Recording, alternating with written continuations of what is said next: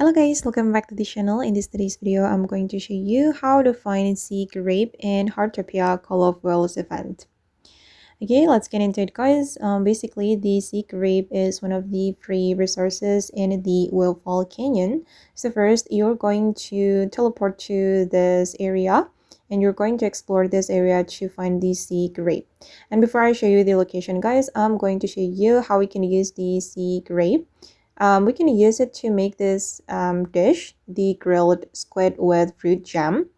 For the ingredient, we need 1 sea grape.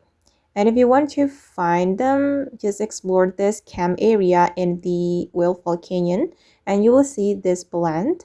And just click on this collect button to collect the free sea grape.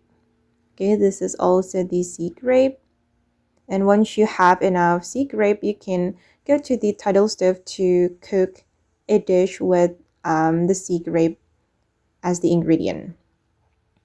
Okay guys, and that's how you can find the Sea Grape in Heartopia Call of Whales event in the Whalefall Canyon. I hope this video will be useful for you. Thank you so much for watching and see you in the next video guys.